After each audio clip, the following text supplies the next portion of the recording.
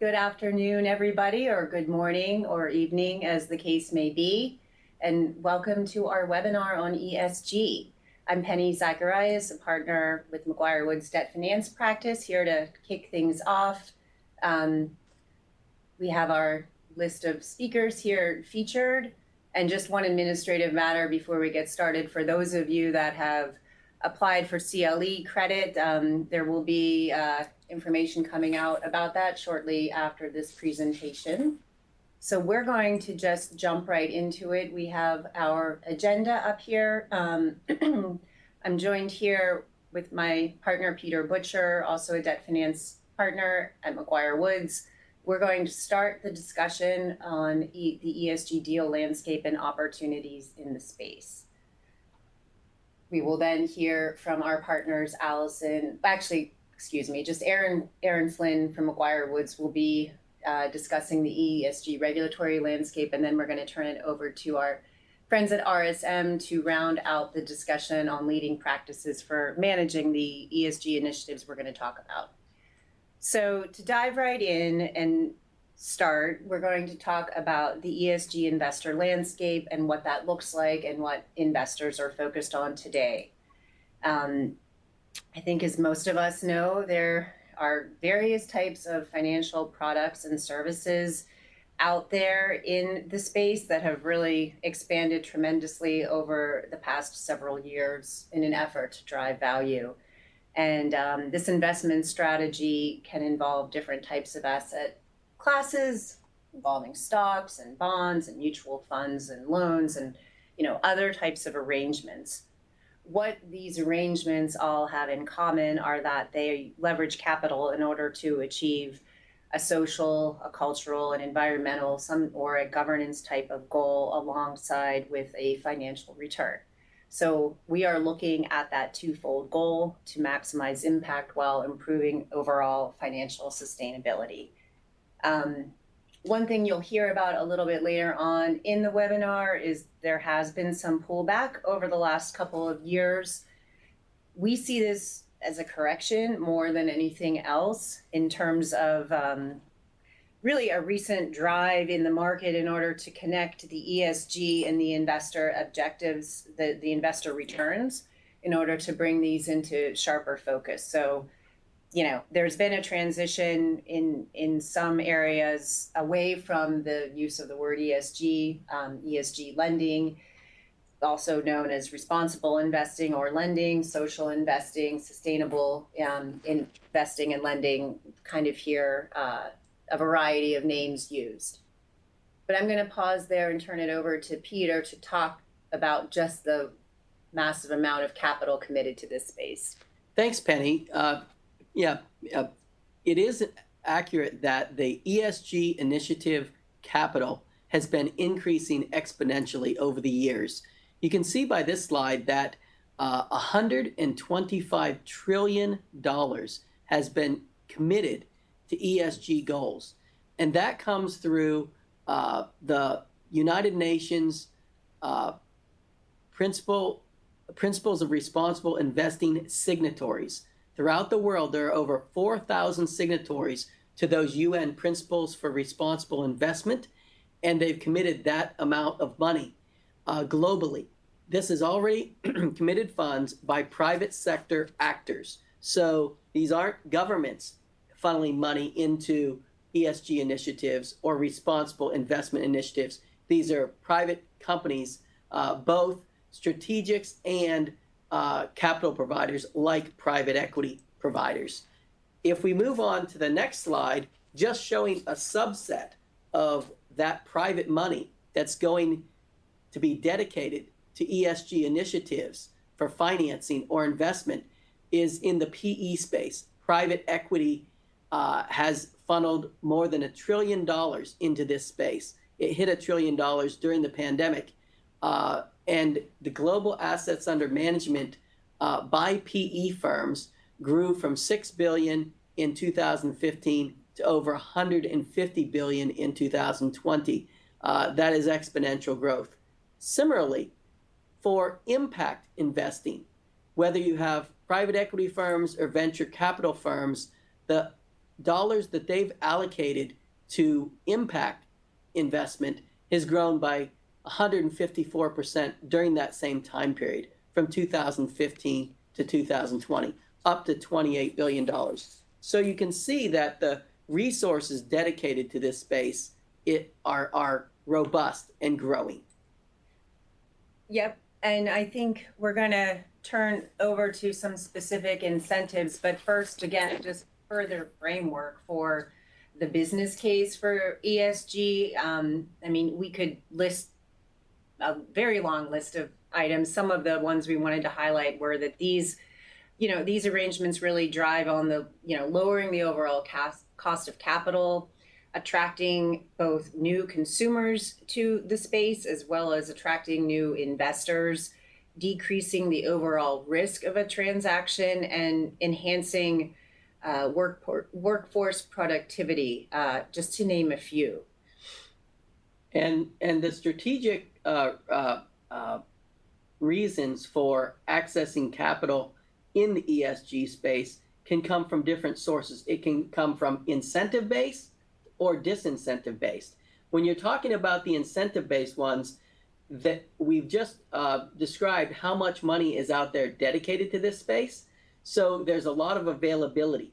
Lenders and investors are under pressure to deploy the capital that they have raised towards this space. So it leads to opportunities for strategic companies to avail themselves of that type of capital. They do so because it's available and it's promoted by their lenders, financiers, or investors. There are folks who have pledged to use their money in this way, and you can take advantage of the pools of capital out there that are pledged for these uses. There are some disincentives in terms of why you would want to access this. Corporate boards are continually faced with shareholder activism to lower carbon emissions, to secure climate action at the board level, to try to reach net zero or near goals in the future. And these are all pressures to take a look at the way you're conducting business, how that business is financed, and what it is directed towards. And so there are a few different methodologies of taking advantage of this financing in alternative types, depending upon what type of entity you are, whether you're going to use the proceeds for ESG initiatives or your behavior as a company. Penny, I think you can mention some of the broad types of programs that are out there. We're going to just, I think in the interest of time, we were going to focus on this, this middle column in the slides you see here on financing alternatives, the proceeds based, and maybe just paint a little bit of color on a few of those types of arrangements, namely the green bonds, social bonds, green loans, and social loans. And thanks, Penny. The proceeds-based one for green initiatives is a defined term that follows green loan principles that are set forth by the LSTA, Loan Syndications Trading Association, LMA, Loan Market Association. And they're broad principles which guide what it means to be green. And you have specific financing available, either green loans or green bonds. Similarly, you can have social loans or social bonds or sustainable linked loans and sustainable bonds, all following these principles that are laid out towards meeting those goals. An example of green is like if you're doing a solar farm or a wind farm, the financing of those will clearly fall in the green initiative. And there's rating agencies that rate you on your green goals and provide the reporting mechanisms necessary to show what the funds are used for. And there's also social ones. I'll ask Penny to talk about. I'll give a few examples. I'll try to give a few specific examples. We've seen the issuance of social asset-backed security bonds to provide for the equitable quality education across for specific organizations and individuals. We've seen mortgage lenders with a higher share of mortgages to minority borrowers and communities, given that there's a lot of data suggesting that home ownership is a key driver of wealth, especially for minority households. We've seen loans being used to allow for a borrower to finance a reliable vehicle in order to support his or her work commute. We've also seen gender lens investing, which is investing with the intent to address a specific gender issue or promote gender equity. For example, investing in a women-owned or woman-led business. So these objectives can be very broad. They can also be incredibly tailored. Let's turn back to the sustainability-linked financings. Sure. Let's say that you are not focused on a specific green initiative, or you're not focused on a specific social initiative, but you want to avail yourself of some of the pools of money that are out there accomplishing sustainability objectives. Sustainability objectives are somewhat different in that there's a lower standard than green or social. Instead, it uses what a company's already doing and looks at how it's doing it. What mechanisms do you have to track and to report energy efficiency or the reduction of greenhouse gas emissions, either your use or your generation of renewable energy, whether you save water, the increases in the sustainable raw materials and supplies that you use. Each of these things are examples of key performance indicators that are used by regular companies who have nothing to do with a green or social initiative, but are availing themselves of the funds available in the market by showing that doing their normal business, they're putting in place mechanisms in order to improve the environment, to make it more sustainable, or improve or to meet the goals of sustainability, so that you have the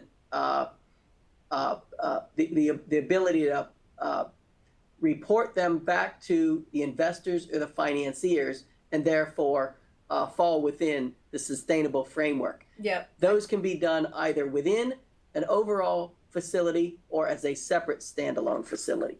Yep, and we've listed a lot of those KPIs. I think on this next slide, there's some that are more social and governance specific. What you had seen before were more on the E side, but yeah, one example, we've seen the improvement in companies' specific long-term goals to, in order to further advance diversity and training within the organization as a key one there. So I think we're going to just wrap up our discussion with this last slide on the host of organizations that are available that have put forth standards on monitoring and putting forth thought leadership with respect to the metrics we've been talking about. And while there are many different rating agencies and standards groups throughout the world, they all have common themes. And I think our friends at RSM later on in this webinar will show you how to pull out some of those common themes, address them directly by your company in a measurable and reportable way. In the meantime, I think we'll head over to the regulatory landscape. Aaron, we'll turn it over to you. Great. I appreciate that. Thanks for hello, everybody. Nice to see everyone. It looks like our slideshow is delayed, so I am just going to get started while we wait for the presentation to catch up with us. Hopefully, folks are seeing it on their end. It's great that Penny and Peter just covered these international voluntary frameworks because that has been the landscape that we have been looking at for a very long time with respect to climate disclosures and ESG disclosures in general. But since the dawn of the ESG disclosure era, we've seen some formalization around reporting and disclosure starting to take place at the state level. Of course, California has been a major leader, But I thought I would focus, given that my practice is regulatory at the federal level, on federal regulatory requirements. So I thought I'd start off by talking about the SEC Climate Disclosure Rule, which was released by the Commission on March 6, 2024.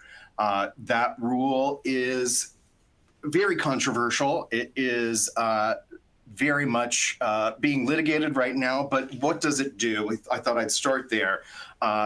And unfortunately, the slides are not showing up for me, at least, so I'm just going to read to you a quote from the preamble of the final rule that gives you a taste of what the final SEC Climate Disclosure Rule requires. And that statement says that registrants under the U.S. securities laws have to provide, quote, certain information about climate-related risks that have materially impacted or reasonably likely to have a material impact on the registrant's business strategy, results of operations or financial condition, the governance and management of such risks, and the financial effects of severe weather events and other natural conditions in their registration statements and annual reports. So this all begins with annual reports that are for the disclosure year ending in December of 2025. And I thought I'd talk a little bit more about what type of reporting is required under this rule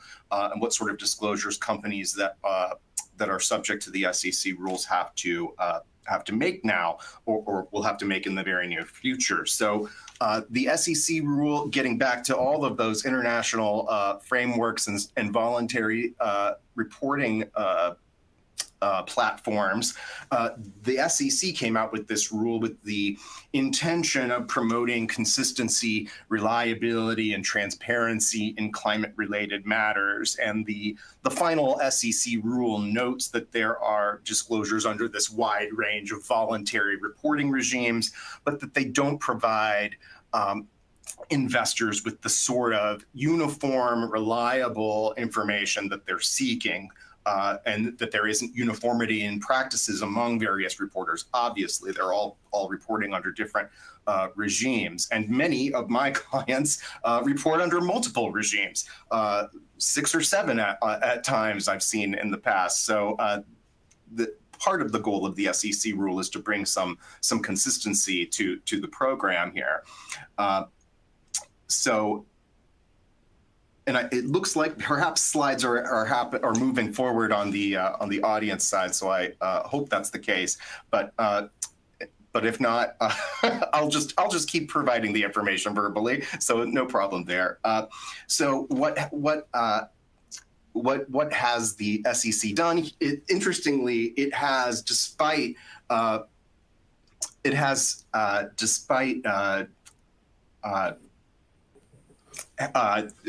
trying to give some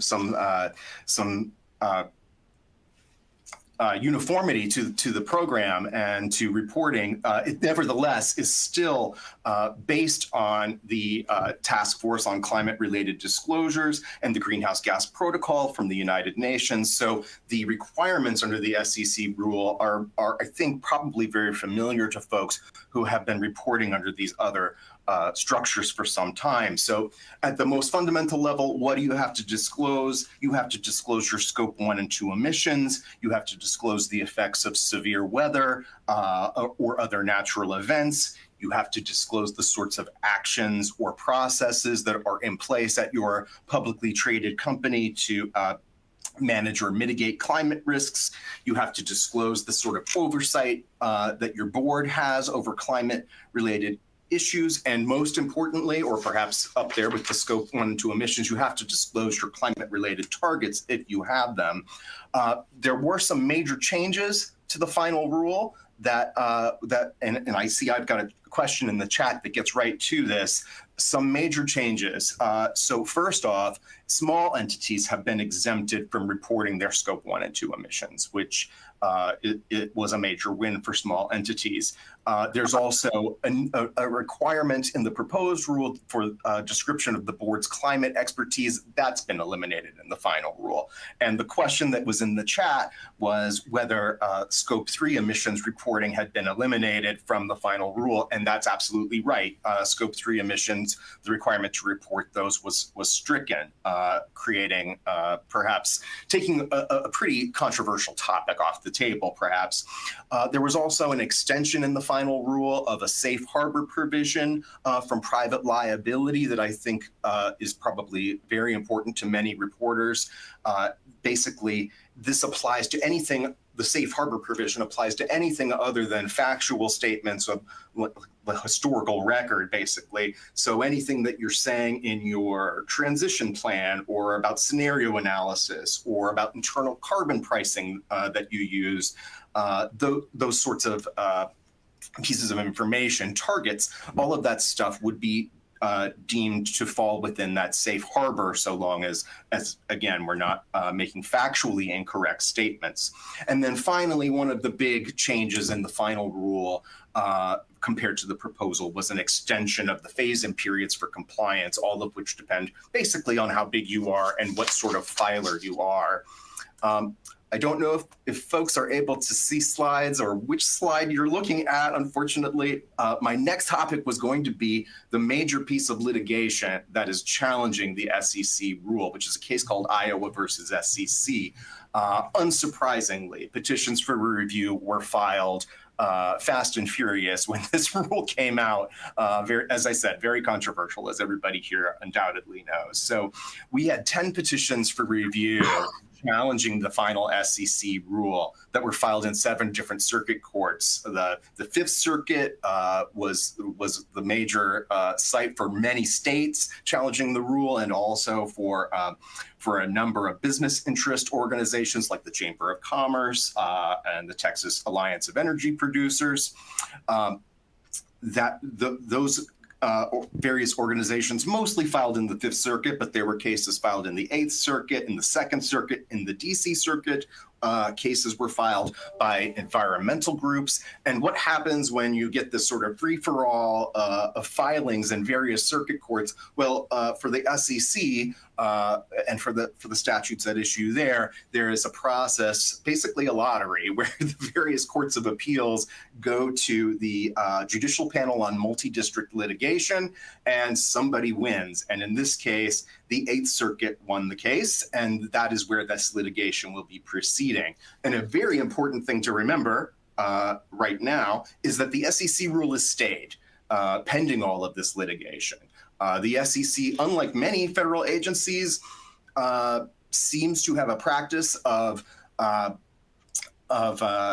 staying its own rules when litigation is filed challenging them, or at least in certain circumstances, and that's exactly what they did here. So unlike some of the agencies that I'm used to dealing with, this stay was voluntarily initiated by the commission and is in effect right now. So there is no requirement that applies to anyone at the current moment that they have to begin complying with, although undoubtedly that's going to change in the not too distant future. I mentioned that environmental groups filed their cases in the DC Circuit. The environmental groups since then have withdrawn their petitions for review, saying they want to focus their resources on improving the disclosure law through means other than litigation. So perhaps they were unhappy with the Eighth Circuit getting the case. Perhaps they wanted it in the DC Circuit. And when that didn't happen, they've decided to move on to other venues. But as of right now, we simply have challenges from folks who are opposed to the SEC rules.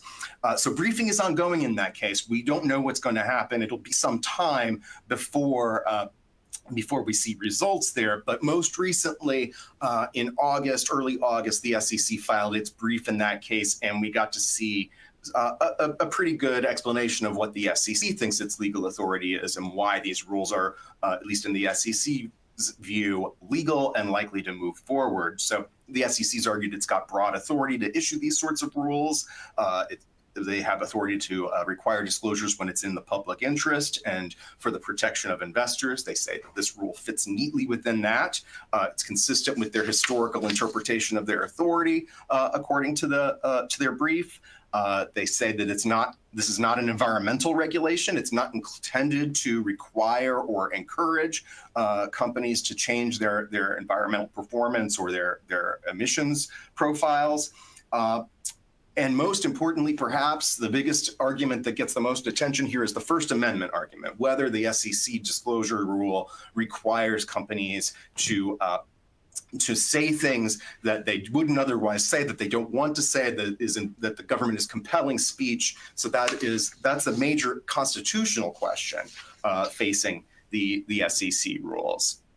And pivoting for a moment next, I thought I would talk about some risks that come from disclosures when they aren't done perfectly the right way, which can be a tricky thing to do. I thought I'd start off by talking about a couple greenwashing cases that have happened recently. The first one is a case brought by the people of New York, by the New York Attorney General's office against JBS Foods, which is a major meat producer. Beef is, I think they're the #1 beef producer in the world, perhaps. This was a complaint that was filed by the New York AG back in February. It alleges that the company has fraudulently misled consumers with a net zero pledge that, according to nonprofit organizations that the company is a member of, they had identified some problems with the net zero pledge. And the state of New York said that rather than responding to those problems, the JBS just doubled down on its net zero pledge. And the allegations in this complaint by the New York Attorney General are that JBS doesn't have actually any concrete plans to meet its net zero commitment, that they failed to fully complete their greenhouse gas calculations, and that their commitment to get to net zero by 2040 is it's misleading because it's not aligned with their future business plans. So that is the basic nature of the complaint there. It's all based on state law for the most part, and really all about fraud and deceptive practices. So these are taking generally applicable fraud and deceptive practice statutes, false advertising statutes, and applying those generally applicable statutes to ESG, to climate-related disclosures, and asking, as a result of those misstatements or fraudulent activity, to disgorge profits, for penalties, and to enjoin the company from making future similar types of statements. That's not the only greenwashing case out there, obviously. There are a lot of them. Keurig is another example of a company that has had a lot of greenwashing allegations made against it, all related to its statements about recyclability of its pods for making coffee. And most recently, after having these sorts of proceedings brought in Canada and being penalized in Canada for these types of statements about the recyclability of their coffee pods, there was also a private piece of litigation in the US by investors that also resulted in fines for Keurig. And now, most recently in September, I guess on September 10th, the SEC got involved and reached a settlement with Keurig after issuing cease and desist proceedings against the company for those same sorts of recyclability statements. And the issue for the company was really that they weren't being fully forthcoming with information. They had received information from third parties, recycling facilities, that the pods, while technically recyclable, weren't really going to be recycled at many facilities who didn't have the capability of processing them. And by failing to disclose that, the allegation is that Keurig has not been fully forthcoming or has been misleading. So Keurig has agreed to settle these issues with the SEC with a civil penalty of $1.5 million, which is, relatively reasonable, relatively small for a company the size of Keurig. It's much smaller than the Canadian judgment, for instance. But it goes to show you the risks that come from companies even doing what they think might be the right thing if they've misstated something or not provided the right level of footnotes or other information in their reports or public statements. We've seen this again and again with all sorts of very sophisticated large companies. And the last topic I wanted to go over with folks is sort of some interesting new developments that are happening in the anti-ESG world. We've seen, of course, a backlash to ESG activities that Peter and Penny were talking about a little bit as well. And what the most interesting thing is most recently is we've seen a couple cases where there have been successful legal challenges to anti-ESG legislation. Interestingly, using the First Amendment in some respects, which is also very much at play in the SEC litigation on the other side of things. So most recently, there has been a new complaint filed in the U.S. District Court for the Western District of Texas, challenging a Texas anti-ESG statute. The Texas law is referred to as Senate Bill 13. It prohibits state entities from investing in or contracting with companies that discriminate against fossil fuels or fossil fuel companies. So lenders who refuse to provide financing, for instance. And this Texas law is not unique. It's not the only one of its sort. We've seen a number of big financial institutions be blacklisted, is the term that folks use, from doing additional business with various states, Missouri and Oklahoma as well, where this has happened. So a challenge has been brought to that rule by an association called the American Sustainable Business Council, which represents sustainable investors and sustainable organizations that invest sustainably. And this claim, the complaint that's been filed, challenges the Texas law on the grounds that it violates freedom of speech because it prohibits investment organizations from affiliating with international organizations or other organizations that advocate for ESG type disclosures or that advocate for reducing emissions. There are arguments that the provisions are unconstitutionally vague because it's unclear what sort of conduct amounts to discrimination against fossil fuel companies that could get you blacklisted. So there's also an argument as well that there's a provision in the law that limits access to the court, and that is also a violation of the First Amendment. So the First Amendment is playing a very big role in ESG right now in the regulatory landscape. We've got First Amendment challenges to the SEC disclosure rules, whether the SEC can actually compel speech, and we've got First Amendment challenges on the other side towards facing anti-ESG laws, saying, can the government tell companies that they cannot participate in government contracts when they have adopted certain ESG policies or positions? So that is a very quick, high-level view of at least the federal regulatory landscape.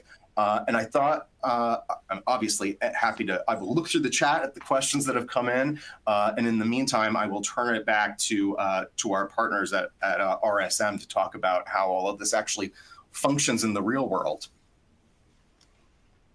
Well, thank you very much, and real pleasure to be here. And Aaron, thanks for walking through all the legal questions. It was quite informative here. This section of the presentation really focuses on talking about how companies are, fundamentally integrating ESG sustainability into how they operate, into their due diligence practices, into their strategy, into their risk management practices, et cetera, et cetera. And I think we heard a lot about the sort of regulatory environment. We heard a lot about the some of the legal questions. But I think the fact remains that we fundamentally believe that there is a strong business case for ESG. Peter and Penny spoke at the beginning about just how capital flows are starting to better align with broader ESG objectives, and certainly as a result, and not surprisingly, we're seeing companies that really lean into ESG having a lower cost of capital. There's lots of information to suggest that consumers, depending on what industry you are, put a premium on companies that fundamentally integrate, or have a better sustainability performance.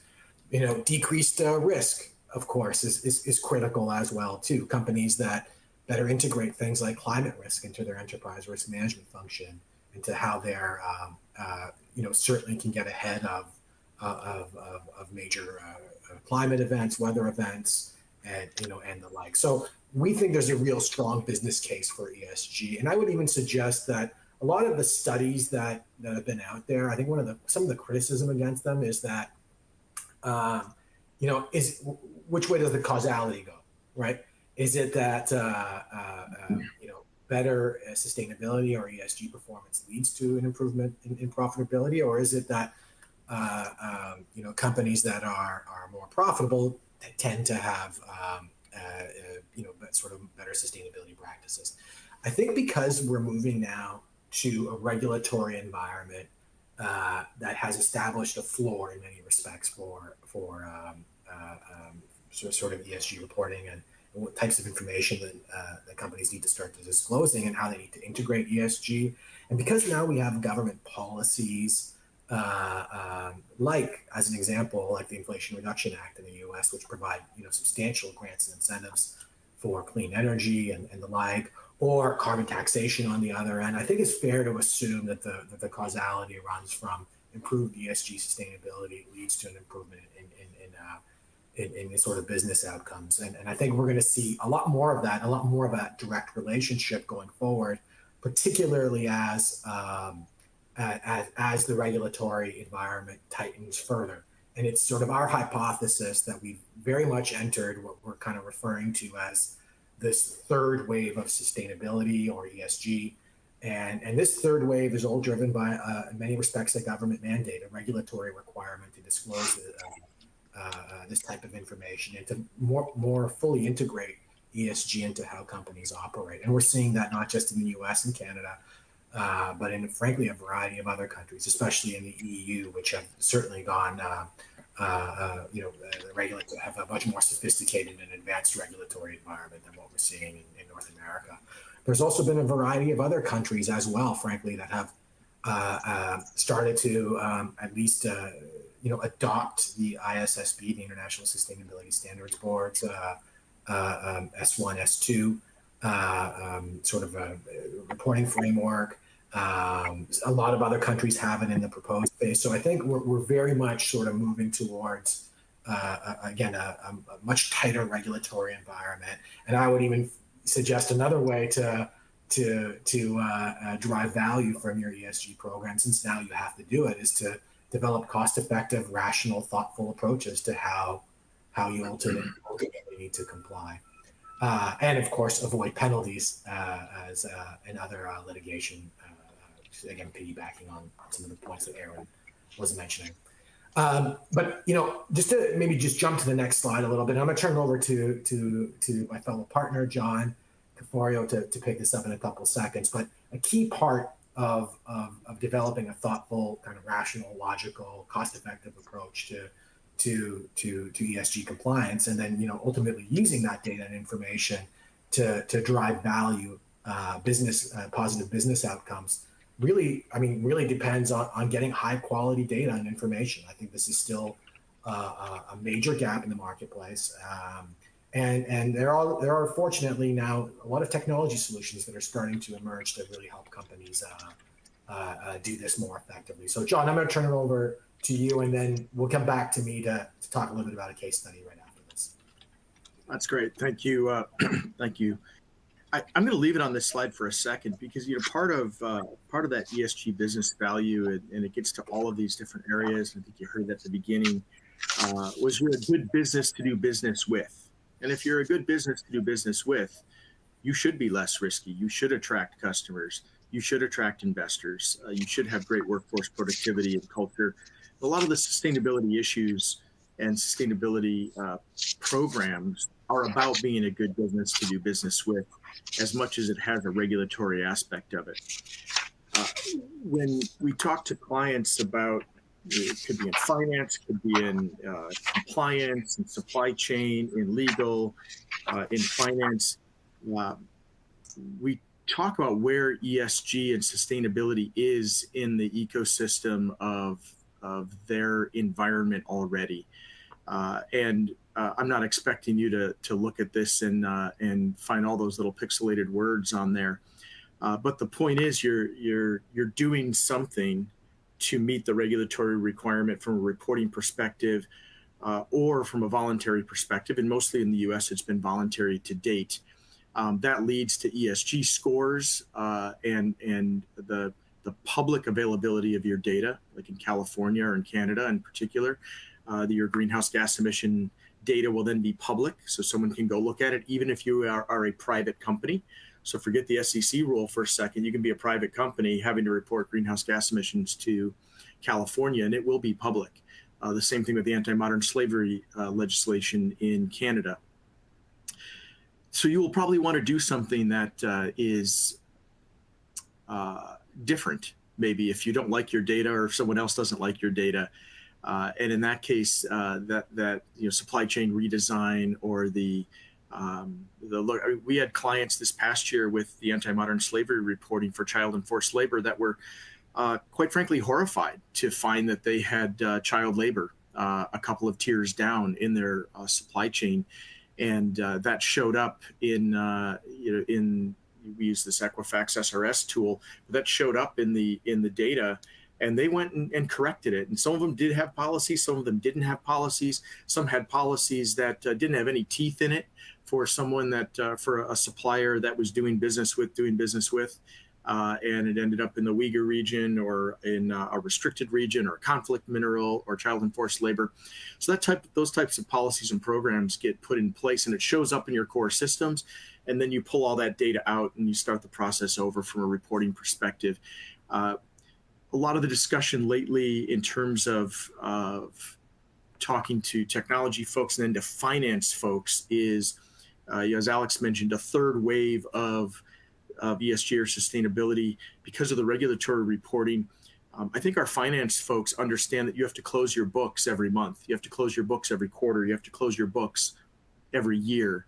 And those are financial books. Now you're going to have to close your non-financial books. You're going to have to close your sustainability related books because that data is going to be reported and go to the government. So one of the things that we put in front of clients, and hopefully this is helpful to you, is a reference architecture that you can use it as a playing field to say, do I need it or not, and how does it work? So on the one side, you've got internal and external data sources from your core platforms or from external data sources. You might get information on greenhouse gas emissions from the utilities in terms of how green their electricity is, or from your technology cloud vendors on how sustainable their IT is. But then you also have information from your procurements, your invoices, your IoT devices, your HRIS, even your supply chain traceability data. You'll marry that with your GRC and connect that all together, and you're going to have to store that data someplace. It could be in multiple places, it could be in one place, but there will be a data store, and that'll provide the data traceability as you move into an environment where the data needs to be audited on these reports. You're going to have to do agreed upon procedures, then you're going to have to do limited, and then you're going to have to do reasonable assurance, and that progress is going to happen over the next 3 to 5 years. And that data traceability will be very important because you then need to put controls around that data. Who approved it? Where did it come from? So that there's SOX and internal audit implications for ESG related data now. Now, underneath here, you might have goals and scorecards and reporting along with those process and data workflows. All of that leads to, in particular from an environmental perspective, most of the technologies coming out are they either have a calculator or they're doing a merger acquisition type deal to get a calculator into their software, and that'll merge it with your data. And if you choose to participate in the carbon credit markets, how you can buy, sell, claim, verify, and achieve your net zero targets. Then it gets to which framework you're using. Is it SASB, GRI, TCFD, combination of, and then which law that you need to comply with, CSRD, Corporate Sustainability Reporting Directive in the EU and California. Certainly, there could be something in Canada, SEC when it comes along, and you generate the report. The great thing about these tools now is they know what Section 2.3 is in a framework, and they'll take your data and they'll do generative AI and they'll create the paragraph where folks like us were having to write those paragraphs out. Maybe you on the phone here, you're on the call here, you were having to write those out from a legal perspective, so you didn't get in trouble in the corporate sustainability reporting world. Now there's generative AI. You can just edit it, and it goes a little bit faster. You marry that with graphic design, and then you get to that required or voluntary disclosure report, where that voluntary one, subject to greenwashing, the required report might be very dry with less pretty pictures and statements and graphs and charts, and all of that then gets sucked in by the internal or the external ESG scoring agencies that you see there. Now, from a case study perspective, there are a bunch of technologies out there. There's Microsoft Sustainability Manager, Workiva, ServiceNow. You have some supply chain platforms that bleed into this. From a overall technology perspective, what Alex is going to talk about in particular is as you put sustainability objectives out there in scorecards and you want to improve your score, and that really turns into all of this data and how you put that workflow in place to get to something to where your reporting has data that supports higher scores. That's what the case study is about. So Alex, I'll turn this back over to you. Great, thank you, John. And there's just one point is, there's been a lot of innovation that's occurred in the technology space. I think there's been a number of platforms, some of the ones John just mentioned, that I think have come a long way and can really help you, again, not just automate or report on ESG data and information on a more cost-effective basis, but I think they can also help, frankly, improve the quality of your disclosures, prepare you for the audit environment or audit requirements, and frankly help you then use this data and information to, I think, make better business decisions. And that's what really this case study is really about. It's around how do you sort of thread this needle between sort of improving profitability while very much leaning into ESG and sustainability. And this is actually a real life, of course, redacted example that we're talking about. And I'll just mention that, I'll talk a little bit about the company in 2 seconds, but we at RSM developed our own sort of ESG platform called TROI, which stands for Total Return on Investment. But really, the genesis of that of this tool was a discussion we had with the CFO of another company, and the CFO was asking some, I think, really important questions about, well, hey guys, we know that we need to improve our ESG performance. We have a limited capital to deploy to these types of projects. How do we decide between a project that may lower our carbon footprint or a project that lowers our water utilization, or an initiative that might improve or decrease, workplace injuries? Companies can't do everything. There is a finite supply of capital, time, resources that companies can allocate to these initiatives. And it was really that discussion that really led to us ultimately developing this platform, which really helps companies, fundamentally sort of integrate ESG into how they're making decisions. So let me just jump quickly to this case study. This is a real estate, company. They own lots of property across Canada and the U.S., mostly in the U.S. But they were facing a really tough challenge. We were noticing they were experiencing declining operating income, but at the same token, they had activist investors that were, fundamentally asking them to really improve their sustainability performance. And the question is that, can this company do both? Can this organization really, address the declining operating income while at the same time improving, how they're being evaluated by their investors from an ESG perspective? And not to give away the answer in advance, but using the TROI platform is again one approach to how we think companies can again fundamentally integrate ESG into how they're operating to make better business decisions. I'm going to take you through sort of exactly kind of how we did that. So we have a sort of a platform that more or less reverse engineers how companies are being evaluated from an ESG perspective. Once we know how companies are being evaluated, we can then start to really hone in on areas that they need to improve in, right? So, I mean, this is just one screenshot of our ESG advisor tool that facilitates that. It really helps, our clients really get a hold of how they're being evaluated from an ESG perspective, and then they can start to design programs, initiatives to improve performance, right? Moving on to the next slide here.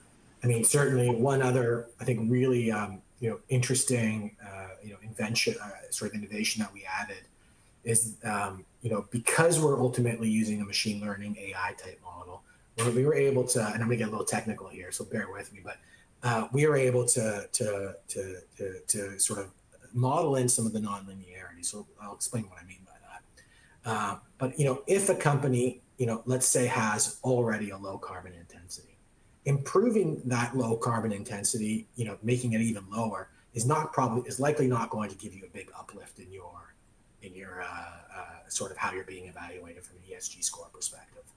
However, if you have, let's say, poor governance practices relative to your competitors, and you make even small improvements to that, you can actually see a pretty respectable sort of increase in your ESG score.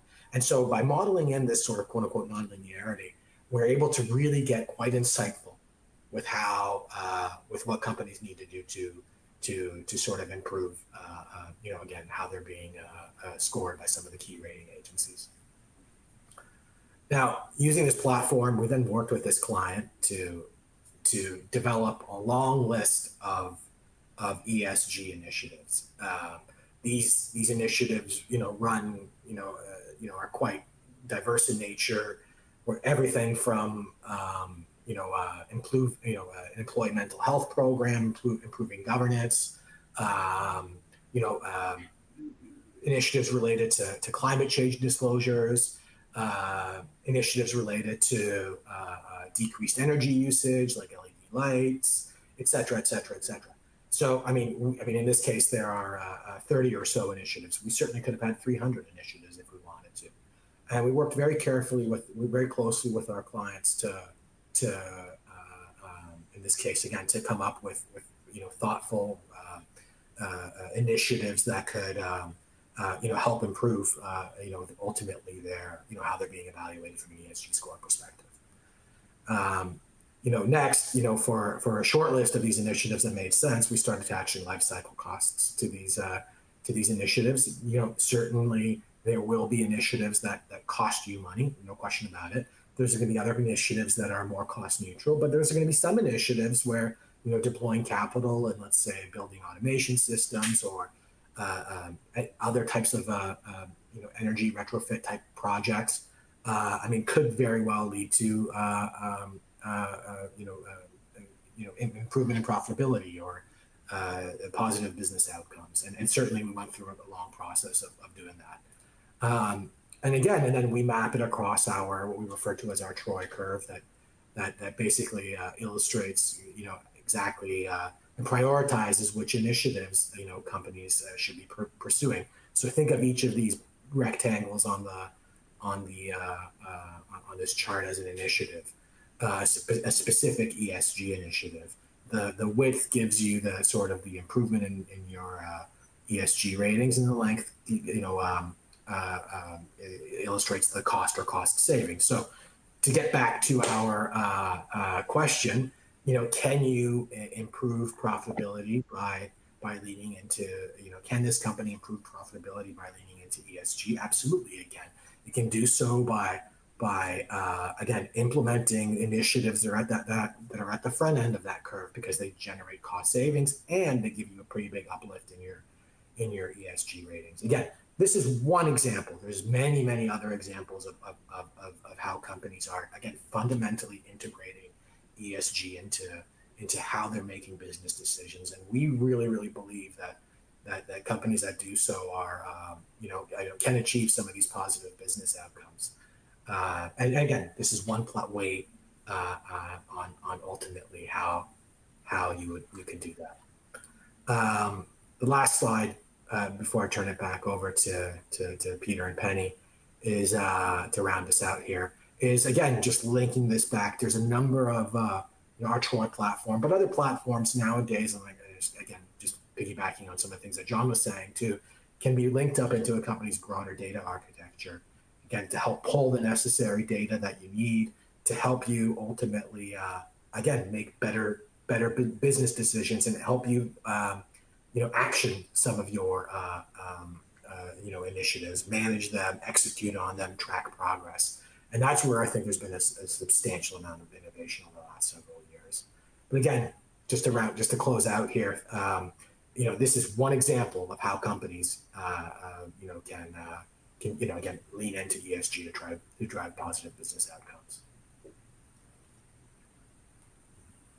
Thank you, John and Alex. Really appreciate the discussion. I know we're almost up against the hour, so we will quickly summarize for you key takeaways from the webinar. I know we've covered a lot of information here, but I think to briefly summarize, we have the opportunities, the risks, and the actions as the pieces of our seminar. The opportunities you heard about Peter and I when we kicked things off, illustrating the vast amount of capital that's available, as well as an array of tools and different mechanisms to achieve those financing objectives.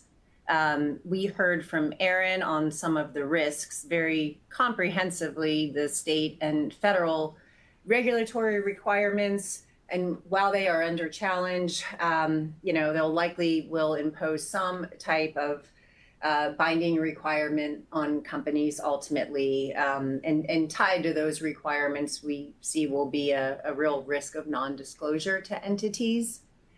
However, all of that being said, on the action and what we last heard about from RSM, despite these regulatory risks, we heard how the data is showing that there are more sustainable companies today that are profitable and better managed. We heard how technology can be leveraged in a way to dramatically lower overall costs associated with some of the compliance and disclosure that that Aaron had touched upon. So, we see that this technology is only going to mature and prove to be more cost-effective over time. Tried to do that in a nutshell. We just want to thank everybody for joining us today and for your participation, and we look forward to future discussions. Thanks again. I'm going to conclude now. Thank you.